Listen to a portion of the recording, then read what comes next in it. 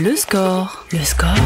Je devais créer et comprendre que nous aurions un entretien tête-à-tête. 18h30, 20h sur Radio Nova. Bon, à mon tour maintenant. On a écouté vos classiques, on va écouter les miens. Avec Charline Roux. Bienvenue dans le score sur Nova. Au programme du jour, de la musique, de la conversation et du cinéma avec un comédien fort singulier. Déjà parce qu'il a eu plusieurs vies, ce qui n'est pas négligeable pour alimenter les autres, les fictives dont il a la charge au ciné, révélation à 38 ans pour rester vertical d'Alain Guiraudy, confirmation dans En liberté de Pierre Salvadori, non sans s'être arrêté chez Christopher Nolan, Lou Genet, Antonin Baudry, explosion dans Les Misérables et confirmation à chaque rôle depuis dans Les Intranquilles de Joachim Lafosse, La Pampa d'Antoine Chevrolier ou Trois amis d'Emmanuel Mouret, filmo évidemment partiel et partial, mais l'important à retenir, c'est que, quel que soit le rôle, second comme premier, je ne l'ai jamais vu médiocre ou mauvais. Allez, je le dis, c'est un comédien assez fantastique et vous pouvez enlever le « assez », arrêtons d'euphémiser et d'inventer des mots a priori. Il est à l'affiche de Reine-Mère de Manel Labidi dans les salles demain. Bonjour Damien Bonnard. Bonjour, merci beaucoup. Merci à vous de passer par ce studio. Hasard des sorties de films que d'activités depuis la rentrée des classes, j'entends. On y reviendra. Ça fait beaucoup d'heures de promo, ça vous va ? Non, j'en ai pas fait énormément, ouais. Ouais. Mais il y a eu pas mal de sorties de films quand même. Ouais, qui étaient ensemble entre La Pampa et... Ouais. Mais c'est comme ça, des fois. C'est un exercice qui vous amuse ou qui vous... C'est pas forcément facile, en fait, parce que j'ai l'impression que plus j'ai la parole, plus j'ai du mal à parler maintenant, mais... Et puis c'est l'habitude d'avoir des scénarios, tout est écrit, comme ça, tout est prêt. Non, mais c'est surtout des fois, c'est plus facile que d'autres, voilà. Est-ce que vous êtes tracker les veilles de sortie de film ou c'est fait bizarrement de plus en plus en fait. Ouais. Je sais pas pourquoi, avant ça allait très bien et puis maintenant ça va de moins en moins bien. Donc là, comme la sortie est demain, on est sur un petit dossier. Ça va bien se passer. Non, mais je sais que ça va bien se passer parce que le film est très très chouette. Est très beau et très fort. Ouais. Y a une question rituelle dans cette émission, je vous la soumets. Quelle est la place de la musique dans votre vie de tous les jours ? La place de la musique dans ma vie de tous les jours, elle est juste vitale. Ouais. En fait, elle vous sert à quoi ? Je sais pas. En fait, je sais même pas ce qu'on deviendrait sans musique. Donc, la question se pose même pas. C'est que je peux pas concevoir la vie sans musique. Est-ce que c'est un appui dans le travail ? Parce qu'on y reviendra aussi. Je sais que vous avez des phases préparatoires très particulières. Est-ce que, par exemple, vous faites partie des comédiens qui font des playlists de personnages ? Non, pas vraiment. Non. Des fois, par exemple, Antoine Chevrolier pour La Pampa m'en avait fait une. Il m'avait dit tiens, ton personnage, il écoute plutôt ça. Mais moi, je le fais pas. Je sais que Saïd, notamment, écoutait beaucoup de musique. Saïd El Alami, ouais, pour se préparer aux scènes. Mais moi, c'est pas un truc que je fais. Mais par contre, après, la musique, c'est quand même un art qui nous impacte directement, en fait. Enfin, soit il provoque quelque chose ou pas, mais en tout cas, on n'a pas vraiment le choix. En fait, il arrive, il rentre dans le corps et voilà, soit ça nous touche à vie, soit ça se raccroche à des histoires, soit on est... Enfin, c'est une forme d'art qui est très particulière. Pour démarrer cette émission, j'ai un peu triché puisque c'est un des titres qu'on entend dans Reine-Mère. J'ai opté pour Rachita, on écoute Minouche. Le score sur Radio Nova.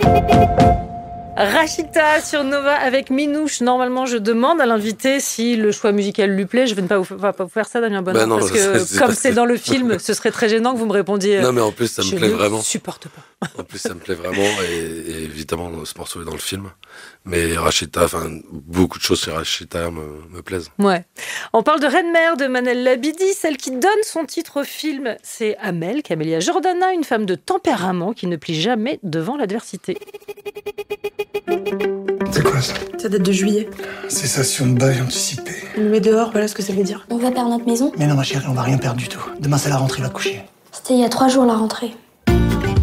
Je suis Trop les belles. Oui, parce que je suis ta fille. C'est bien. Et c'est en 732 que Charles Martel arrêta les Arabes. J'ai pas compris. Qui t'a poursuivi ? Mouna a cru qu'elle était poursuivie par Charles Martel. Tu dois pas aller souvent en cours de PS, toi, hein ? T'es parti avant moi, je suis arrivé avant toi. C'est celui qui arrêta les Arabes en 732. Les Arabes. Comme si la perspective de perdre son appartement n'était pas suffisante, la fille d'Amel se met donc à converser avec un nouvel ami imaginaire, Charles Martel.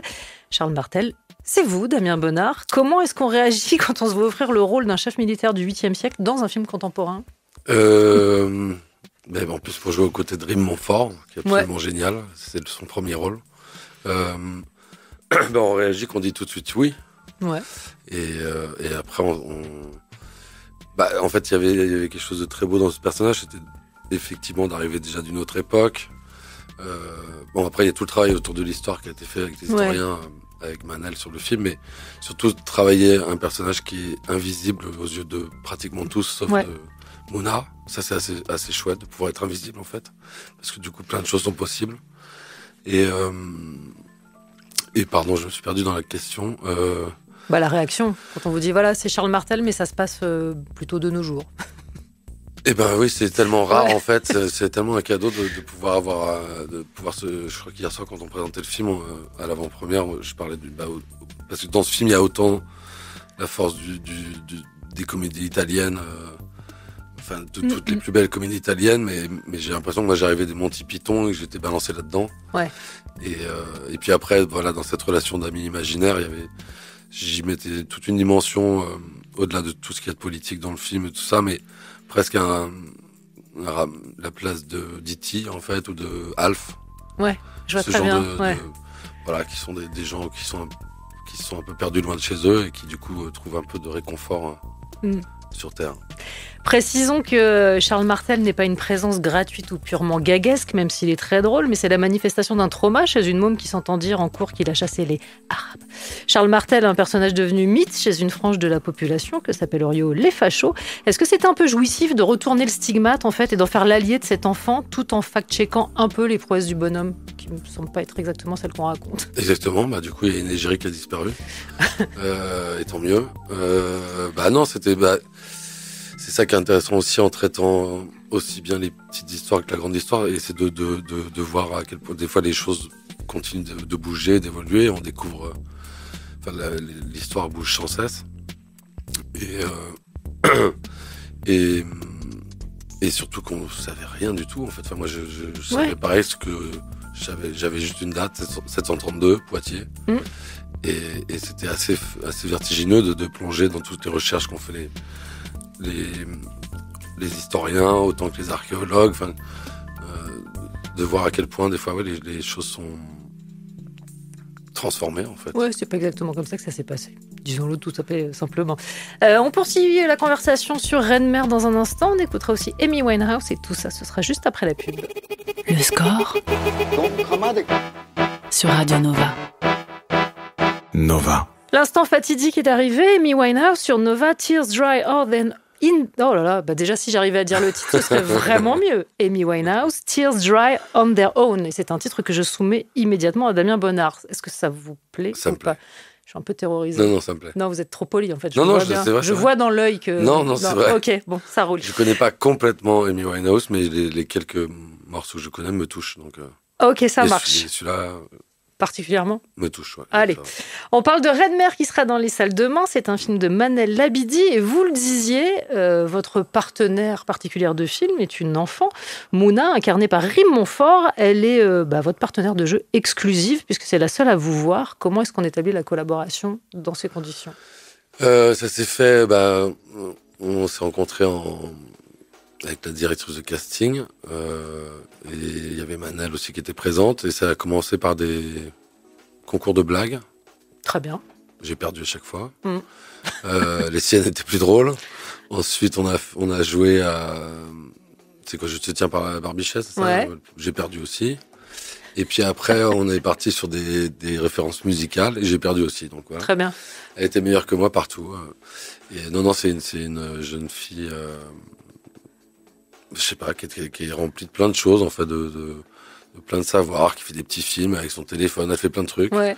Et elle a une grande culture et surtout une grande curiosité de plein de choses. Et en vrai, ça c'est, je sais pas, il y a un truc qui s'est passé dès le début, et elle avait alors qu'elle avait jamais joué, à part dans ses petits films à elle, mais elle avait un truc vraiment de comédienne, c'est-à-dire qu'elle pouvait très bien 2 secondes avant être dans autre chose, et dès que c'était la scène, être complètement dans le perso, parce que c'est vraiment un personnage de composition.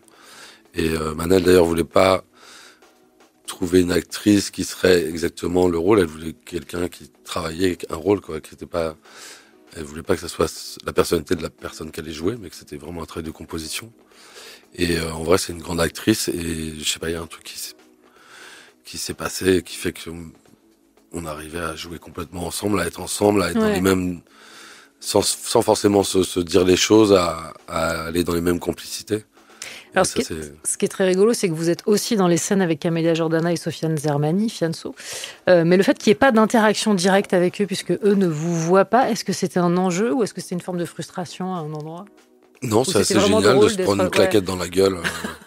Mais ça, vous verrez, mais pour ceux qui ne l'ont pas encore vu, il y avait des interactions physiques, mais d'ordre matériel. Non, après, et puis il y a des très belles scènes où il y a eu beaucoup de travail autour de la danse et de la musique. Ouais. Mais je dévoile pas tout, c'était génial d'apprendre tout ça et de le faire avec Camélia. Et on parlait de quoi, vous me disiez? De ne pas avoir d'interaction directe avec eux dans le film, les interactions physiques. Mais c'est de là que naissaient les idées. Des fois, par exemple, il y a un truc qu'on a rajouté quand elle fait la séance pour se débarrasser de Charles Martel avec Farid Arwad. On avait une sorte d'exorcisme un peu. Une espèce d'exorcisme. Il y avait l'idée donc qu'il fallait la payer. Et puis après, je me suis dit, mais on est invisible, donc moi je peux reprendre les 100 francs et tu t'achèteras des trucs avec. Et c'était à chaque fois de s'amuser avec tout ça. Précisons que c'est une version assez rock de Charles Martel. Alors oui, il porte la barbe, oui, il a des boucles longues, oui, il a une couronne, une cotte de maille, mais il fume quand même clope sur clope, l'habit, le moine, tout ça. Quelle réaction ça vous a causé de vous voir dans le miroir Le côté Kurt Cobain. Moyen-Âge, Kurt Cobain. Moi j'ai adoré ça. J'ai eu très très chaud avec cette cotte de maille parce qu'on a tourné en plein été qui faisait au moins 45 degrés. Et que j'avais mon épée, mes cheveux longs, ma barbe, bien sûr qu'ils n'étaient pas à moi, tout était prêté. Mais j'en ai vu qu'il y a un goût du déguisement. Ouais, c'était vraiment vrai, c'était un vrai plaisir. Ouais. C'était une vraie joie. Des fois, c'est dans ce métier, on n'a pas l'occasion de le faire tous les jours. Vous sortez pas tous les jours en cotte de maille. En vrai, j'ai vraiment aimé ça. Ouais. Bon. On poursuit la conversation dans un instant. Nouvelle projection. Vous me direz après si ça vous va ou pas, mais j'ai joué les valeurs sûres. David Bowie, on écoute Modern Love. Le score sur Nova, sur Radio Nova. Avec Charline Roux. David Bowie sur Nova, Modern Love. C'est toujours mieux quand je dis bien les titres, vous noterez, Damien Bonnard. Moi, j'aime bien quand on les dit mal aussi. Ouais. Bon, ok. Mais le titre vous plaît? Oui, le titre me plaît. Je connais personne qui est capable de dire micro ouvert. Non, vraiment Bowie. Non, moyen. Vraiment, Bowie, non. On peut mieux faire. Ouais. Non, mais en plus, puis elle est liée à Carax. Et souvenirs de ciné. Denis Lavant. Ouais. C'était ce travelling magnifique où il danse. Enfin, voilà. Ok. Tout est lié au ciné, même la musique? Pas tout le temps, non. Non, celui-là, c'est particulier parce que c'est vraiment une scène qui est marquante, mais c'est pas le cas pour toutes les musiques. Non, je tentais une piste au hasard. J'attendrai aussi peut-être plus tard dans mon cerveau, mais On parle de Reine-Mère de Manel Labidi qui sera dans les salles demain. Ce qui me fait beaucoup rire, c'est que votre réalisatrice dit son ambition d'avoir voulu faire un film mal élevé. Vous voyez ce qu'elle veut dire? Et est-ce que le contrat est rempli? Partiellement grâce à vous d'ailleurs, je dois dire. Oui, parce que je mange salement des pâtes ou... Non, parce que le personnage est assez mal élevé. Il a un truc de contre-courant. Un peu rustre, il arrive d'une autre époque. Ouais. Alors peut-être qu'on était pas mal élevé à l'époque, mais en tout cas lui c'est vrai qu'il l'est un peu. Enfin, on va dire qu'il est détendu et qu'il ne paye pas ses cigarettes. Non, il les vole, disons-le carrément. Mais mal élevé, je pense que c'est aussi surtout pour moi, ce que j'entends là-dedans, c'est surtout qu'elle a fait un film qui est libre. Ouais. Et avec sa grammaire à elle, qui sort de beaucoup de représentations qu'on a l'habitude de voir, qui va dans des tas d'endroits, mais déjà de prendre le parti d'avoir un ami imaginaire qui soit à la fin. Déjà, elle est partie dans des mondes qu'on fréquente peu. Donc déjà, donc c'est bien d'être mal élevé. Question technique, qu'est-ce que la préparation indirecte, Damien Bonnard? C'est quand elle n'est pas directe. Ok, non. Prochaine question. C'est votre méthode, semblerait-il. Oui, des fois, en fait, c'est direct ou indirect. Mais c'est que des fois, c'est soit de fouiller dans la direction du personnage avec des choses qui lui correspondent vraiment. Là, en l'occurrence, par exemple, sur un rôle comme celui-là, c'est étudier, j'imagine, l'histoire, ce qui s'est vraiment passé à Charles Martel. Oui, Manel m'a partagé avec l'historien ce qui qu'ils avaient trouvé. Mais une préparation indirecte sur un rôle comme ça, ce serait quoi ? Ce serait aller chercher quoi ? Parce que vous passez toujours par des chemins de traverse pour aller chercher des choses qui ne sont pas extrêmement évidentes. Fait sur celui-là. Ouais. Des études de coiffure, non. La permanente, la boucle, non, mais là, la côte de maille. C'est vrai que sur celui-là, il y a eu tout le travail dont je parlais sur la danse. Mais non, mais ça c'est lié vraiment au tournage. Donc des fois, non, un direct. En fait, le direct ou indirect, c'est juste ce qui compte. Et c'est valable en dehors des tournages. C'est juste d'essayer de regarder des nouvelles choses en fait dans la vie. Et de pas se contenter de ce qui est là et de ce qu'on a l'habitude de regarder. Donc c'est juste s'aventurer à des endroits où on va jamais. Depuis cette rentrée des classes, je le disais, en septembre, il y a eu Tahiti, les jours de retour, en octobre, Niki, en novembre, 3 amis, en février, la Pampa, en mars, le système Victoria. Vous avez rien foutu entre décembre et janvier, en fait. Non. Non, mais c'est fou cet enchaînement, en fait. Pour le dire plus sérieusement, c'est un rythme de travail extrêmement soutenu, avec une grande variété de projets, de rôles. Est-ce que vous avez une grande facilité à changer de peau rapidement ? Il y a toujours cette légende des comédiens qui restent très habitués par les rôles. Mais je vais mettre à peu près 10 ans à quitter Charles Martel. Je ne peux pas le dire, c'est de la radio, mais c'est vrai que là, vous êtes quand même venu avec une tenue qui n'a rien à voir. Adaptée. Ouais. Mais non, par exemple, en fait, pour des raisons d'emploi du temps, et c'est comme ça, des fois, la vie, je l'ai tourné en même temps que la Pampa, celui-là. Ah oui. Donc, des fois, le lundi, j'étais sur la Pampa, le mardi, j'étais sur Rennes-Mer. Mais est-ce qu'il y a un rôle, par exemple, que vous avez tenu un peu plus durablement que les autres post-tournage ou pas du tout ? Vraiment, c'est une formalité d'en sortir. Ils laissent des choses, mais on va dire qu'au contraire, ils offrent des... Enfin, moi, j'ai l'impression que ce qui reste des rôles, c'est plutôt des richesses, en fait, de choses qu'on a apprises, dans lesquelles on s'est plongé. Et ce que je disais, le fait de des fois se déplacer, d'aller découvrir des nouvelles...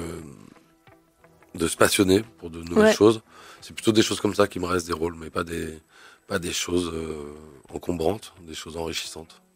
Alors là, normalement, je crois que c'est une artiste que je vous ai déjà vue citer. Donc peut-être j'ai mal lu. Vu que je prononce mal les titres, peut-être que j'ai aussi mal lu les lettres. Je vais tenter Shadé. Ça marche. Allez, on en parle après. Directement. Le score sur Radio Nova. Shadé sur Nova, Hang On To Your Love, je l'ai bien dit, un titre choisi pour Damien Bonnard qui apparemment aime Shadé. Mais j'aime tellement Shadé. Et j'ai un grand rêve avec Daniel Lévy d'ailleurs qui a composé les musiques du film de Manel Labidi, avec Norman Plaza, mais qui a composé certains morceaux. Ça fait je pense 20 ans qu'on attend d'aller à un concert de Shadé, parce que je veux au moins l'avoir une fois sur scène, mais je sais pas, j'ai l'impression que les tournées sont annulées tous les ans, donc on attend. Ok. Vous nous tenez au courant, surtout si la rencontre se fait, on aimerait bien quand même savoir un peu ce qui se passe, quoi. Il n'y aura pas la rencontre. Oui, bonjour madame, enfin je sais pas, un truc un peu normal. Non, mais on sera dans la fosse au milieu de tout le monde. En train de danser. Mais parce que c'est... ça par exemple, Shadé, je sais très bien la première fois que j'ai entendu un morceau d'elle, c'était à Anvers, en fin d'après-midi en Belgique, en 2001 je pense. Ouais. Et non, il y a des gens, celle que j'ai eu la joie de pouvoir voir une fois, c'était Nina Simone par exemple. Ah oui. Donc, mais c'est des fois c'est des choses importantes dans la vie de... Il y a D'Angelo que j'ai pris 3 fois des places pour des concerts, 3 fois il est annulé. Voilà, il y a des gens, faut attendre un peu, c'est comme ça. Alors en fait, peut-être qu'on peut donner comme conseil aux gens qui nous écoutent de se renseigner sur les concerts auxquels doit aller Damien Bonnard et d'annuler les places. Parce qu'à priori, c'est plutôt vous le chat noir, j'ai l'impression. Je sais pas ce qui se passe. Si tous les gens que vous voulez aller voir annulent, c'est qu'au bout d'un moment, il y a un souci. Non, Shadé, c'est que je crois qu'elle fait moins de tournées qu'avant. Oui, effectivement. Mais bon, il y a un très beau concert à regarder sur Internet qui date d'il y a 2-3 ans, qui est magnifique. On poursuit l'exploration de votre filmo, si vous me le permettez. Je voudrais revenir sur un film dont j'ai déjà dit tout le bien que j'en pensais, et je réitère, La Pampa d'Antoine Chevrollier, dans lequel vous jouez le père, mal aimant d'Amaury Fouché, un homme qui a clairement transféré ses ambitions sur son fils. C'était votre premier personnage non susceptible de conquérir le cœur des spectateurs, on est d'accord, il n'y avait pas tellement eu de rôle de ce genre avant. Est-ce que ça s'approche différemment ? Ça se fuit. Ouais. Oui, j'ai carrément dit non au départ. Enfin, j'ai mitonné parce que j'ai dit à Antoine que j'étais pas dispo. Parce qu'en fait, ça me faisait peur ce rôle. Et je me disais que j'arriverais pas à le jouer. Et puis, cette violence avec un mélange d'homophobie, enfin tout un truc quand même qui est. C'est dur, ouais. Qui est dur, quoi. Et puis en même temps, dans tout ce monde aussi là, de se réaliser à travers les autres et de pas voir à quel point ça peut leur faire mal aussi. Enfin, il y a plein de choses dans ce rôle. Mais au départ, du coup, je me suis dit bon, le truc le plus facile, c'est de dire que je suis pas dispo à ce moment-là. Et sauf qu'il m'a dit c'est pas grave, on va mettre en stand-by le tournage et puis on va attendre. Donc, du coup, je pouvais pas lui donner une indispo sur 2 ans. Et je suis très heureux d'avoir fait ce film. Et je suis au regret de vous dire que vous êtes très bon dans ce rôle de père mais ça, c'est grâce à Antoine. Dégueulasse. Ça, c'est Antoine Chevalier qui dirige très, très bien. Et Saïd en face. Saïd El Alami, bien sûr. La Pampa est toujours dans les salles, tout comme le système Victoria de Sylvain Desclous, dans lequel vous êtes cette fois un directeur des travaux en charge de gros chantiers, sous pression et face à une vénéneuse Jeanne Balibar, le tout d'après un livre d'Éric Reinhardt. Et ce n'est étrangement pas le livre qui vous a servi de travail préparatoire. On en revient au chemin de traverse pour préparer. Non, j'ai toujours pas lu le livre. Ouais. Enfin, je lise un de ces 4, mais comme ils s'étaient un peu éloignés aussi, ils ont réécrit ensemble et voilà, c'était même eux qui m'avaient dit c'est peut-être pas à la peine parce que je pouvais peut-être me retrouver avec des fausses pistes, tout ça, mais je me suis. Donc exploration du travail de chantier plutôt que du roman en l'occurrence. Ouais. Par en échangeant avec des gens dont c'est le métier, en écoutant des réunions de chantier aussi, qu'Éric avait enregistré aussi, qui m'a fait écouter. Et puis, en connaissant un petit peu aussi le monde du chantier, parce que j'en ai fait. Et c'est plutôt passé comme par ça. Et depuis, ce qui est marrant, c'est que j'ai joué un ouvrier de chantier. Donc, je suis passé de l'autre côté. Je suis passé du côté des mecs à qui je fais du mal, quoi. Ouais. Donc, c'est un film qui s'appelle Grand Ciel, d'Aki Hirohata, qui sortira, je sais pas, bientôt. Sylvain Desclous, c'est un réalisateur que vous connaissiez bien puisque vous étiez à l'affiche de Vendeur en 2016 et vous avez plusieurs courts-métrages en commun. Et je me suis rendu compte en travaillant sur votre dossier de l'importance des cours dans votre filmo parce qu'il n'y a pas que Sylvain Desclous, il me semble qu'aussi Lajli, Les Misérables était un cours dans lequel vous aviez tourné avant le long. J'en fais plein, je pense toujours. Que j'ai dû en faire 40 ou 60, je sais pas combien j'en ai fait en tout. Mais ça a été ma manière, en fait, j'étais trop vieux pour les écoles, donc j'ai fait de la figure pendant 5 ans. Et après j'ai fait silhouette parlante, petit rôle, second rôle. Mais dans les courts-métrages, on me donnait des rôles plus importants. Et puis en vrai j'ai fait mes armes là-dedans, j'ai appris. J'ai appris à jouer là-dedans et j'apprends encore et je continue à en faire, j'ai pas de règles, c'est-à-dire qu'en fait si je peux en faire 2 par an, comme pas du tout, comme 5. En fait, ça dépend des projets qui sont là et en plus les cours c'est un endroit très spécifique. C'est pas forcément un film qui présage un long. C'est aussi une histoire qui se raconte sur un temps précis et qui a ce format-là. Ou des fois, c'est des objets plus expérimentaux. J'en ai fait avec Yorgos Lanthimos aussi. Oui, comme ça. Au passage. Oui, au passage. Parmi les gens de l'extérieur. Oui, vraiment une comédienne inconnue. Mais qui est jouée qui est présenté avec un orchestre live. Donc pour l'instant, c'est pas quelque chose qu'on a beaucoup vu. Il n'a pas été beaucoup montré. Il a été montré 2 fois. Mais par exemple, lui, il le fait régulièrement entre ses longs métrages. Et je pense que c'est un endroit d'expérimentation aussi. C'est autre chose. Ça vous a plutôt bien réussi avec Lajli aussi. Ouais. Donc, non, je continue à en faire. Petite pause publicitaire. On revient juste après. Le score sur Nova. Charline Roux. Nova. Toujours en compagnie de Damien Bonnard, on était en pleine exploration de filmo, on parlait de court-métrage et je voulais revenir aux Misérables, la version longue. Un mot de Pento. Est-ce que vous diriez que c'est un personnage qui a changé votre filmo ? Oui, parce que Déjà ce nom, pardon, mais Pento, quelle passion, Pento, quoi. Magnifique. Ouais. Et je mettais du Pento. Oui, j'ai vu. Mais j'avais d'ailleurs fait toute une série de photos. Je fais des photos au-dessus de mon crâne qui sont assez moches. Chaque jour, dans chaque costume. Peut-être que j'en ferai quelque chose un jour. Ouais. Une expo au Palais de Tokyo. Pento au Palais de Tokyo. C'est bien. Moi, je... Vous m'encouragez ? Le titre est bien déjà, donc faut y aller. Pento au Palais de Tokyo, c'est pas mal. Mais oui, forcément, parce que j'avais fait quoi ? Il y avait eu le Guiraudy quand même. Guiraudy, il y avait Resté vertical avant. Mais qui était un grand film où j'ai appris plein de choses, qui était un peu mon baptême. Et après, j'avais fait des petits rôles chez Blier, chez Rachid Bouchareb. Le Salvadori aussi, c'était Les Salvadori et les Sœurs Coulin. Mais ouais.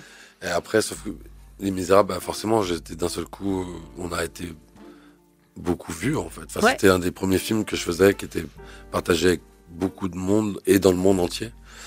Et donc forcément, je dois beaucoup à ce film, qui était qui arrivait un peu après l'addition de plein de petites choses, mais qui d'un seul coup m'a forcément fait connaître davantage.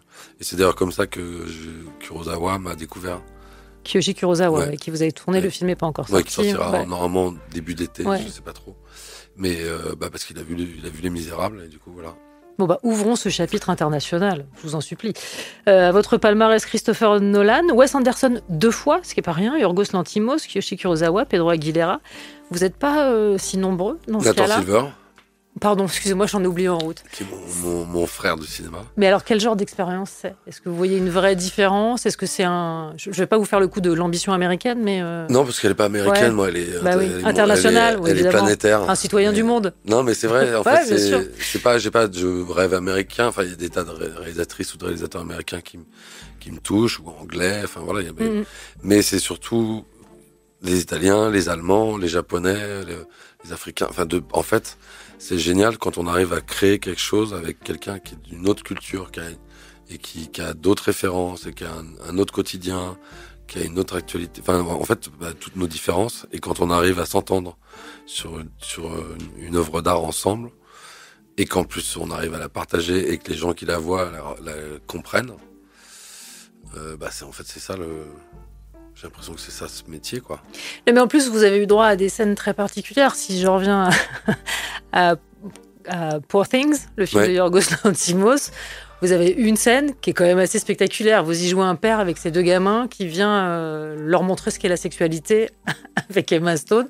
Ce qui n'est pas rien non plus. Ouais, mais c'est partie des scènes... Surtout quelqu'un qui veut tout apprendre à tout le monde, mais qui connaît rien finalement. Et qui est très très mauvais. Mais qui est très démonstratif, en fait, très didactique, ce qui est un peu... c'est des scènes très spéciales, quoi. Ouais, mais c'était très drôle à faire. Bah oui, j'imagine. Mais non, mais en vrai, par rapport au fait de tourner avec des gens qui sont d'ailleurs... le seul prix que j'ai eu, c'est le prix Lumière, moi, qui est le prix de la presse étrangère. Ouais. Et en vrai, j'ai l'impression que si on arrive à partager ce qu'on fait dans d'autres pays, c'est là que c'est beau, enfin, dans le fait que les choses soient universelles. J'ai un petit extrait à vous faire écouter. You can go 8-9 months, you won't see a kid. A couple of years go by. No, I never see a kid. A couple of years, all of a sudden I see a lot of baby carriages, a lot of babies. A couple of them got to be mine. No, I think that's in the air. Well, that be, No, think back 9 months ago. There has to be some romance going on. Peter Falk dans Une femme sous influence de Cassavetes. Alors c'est comme Shadé. J'ai lu que vous aviez une petite passion pour Peter Falk.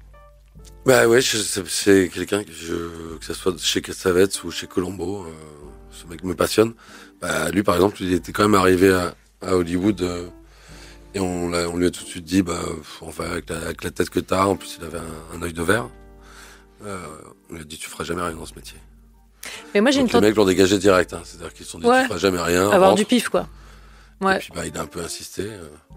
Mais j'ai une tentative d'explication moi, sur ce dossier, parce que je suis tombée sur... Alors je crois que c'est dans un vieux Libé, Alain Guiraudy, qui dit de vous « Damien a ce que j'appelle la désinvolture concernée que j'aime bien chercher chez les comédiens. » C'est peut-être ça qui vous rapproche avec Peter Falk, une forme de désinvolture concernée. Vous voyez ce que je veux dire ? Ouais, c'est pas mal comme... Ouais. Il y a pire comparaison, hein, je la tente. Faut que je m'achète un impair, quoi. Ouais, et une voiture dont j'oublie tout le temps la marque, un chien. Ouais, il faut que j'investisse là-dedans. Ouais. Mais non, mais en vrai, c'est un immense comédien. Et encore, après, il l'a peut-être plus chez Colombo, cette désinvolture. Ouais, mais il la traîne un peu partout. Je pense qu'il y a un truc d'attitude aussi. Ouais. Mais concerné, la désinvolture, attention. Oui, hein, c'est plus vraiment de la désinvolture quand c'est concerné. Ouais.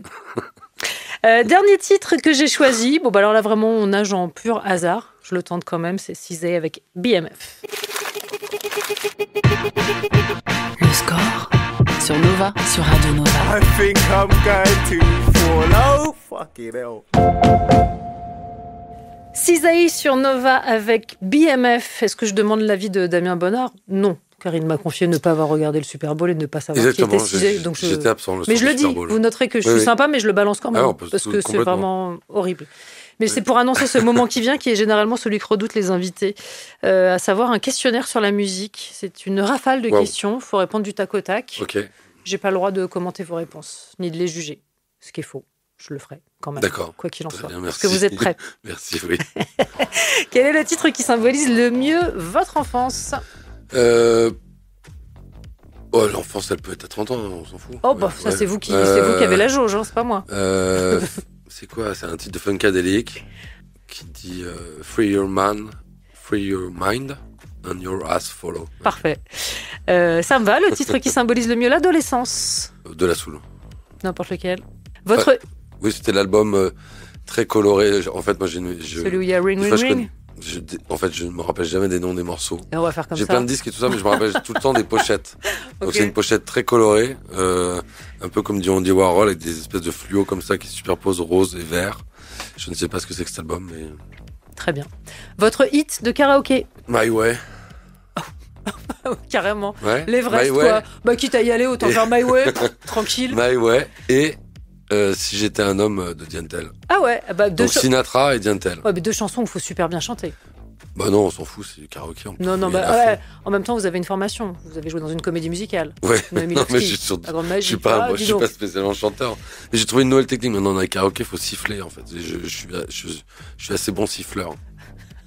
Très ça bien. Passe. On ne connaît pas les paroles, on n'arrive plus. Et le morceau de karaoké qui marche parfaitement, c'est... alors, normalement, c'est un morceau impossible. C'est le morceau de Freddie Mercury. Bohemian Rhapsody ? Exactement. Ouais, qui est très compliqué. Ben non, mais en fait, le principe, c'est que celui-là, quand on chante, tout le monde chante avec nous. Et donc, en fait... à vous ! C'est ça qui marche. Ouais. Non, c'est que tout le monde s'y met. Ah ouais, ok. Très bien. Il est facile.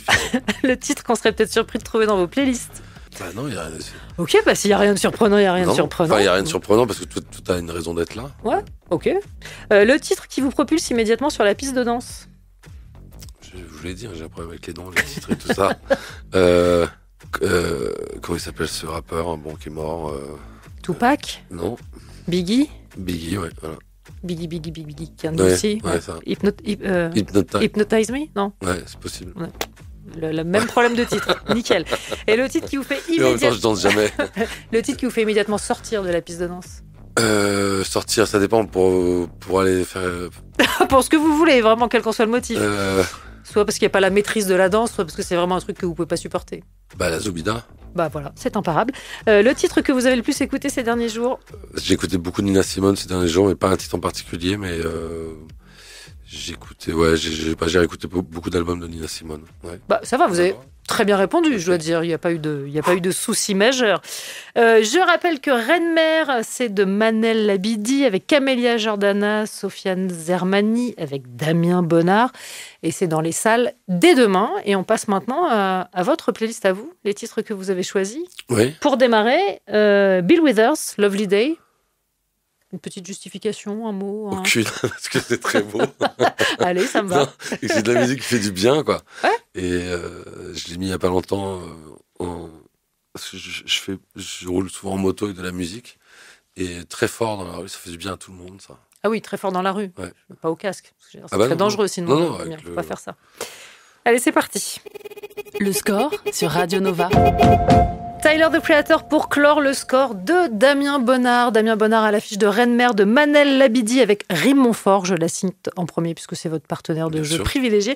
Camélia Jordana, Sofiane Zermani, c'est dans les salles demain. Merci mille fois d'être passé par ce studio. Merci beaucoup. Et venez voir Reine-Mère. Allez-y. S'il vous plaît. C'est un conseil. Il est 20h, il est grand temps de retrouver Merci à vous. David Blo et le Nova Club.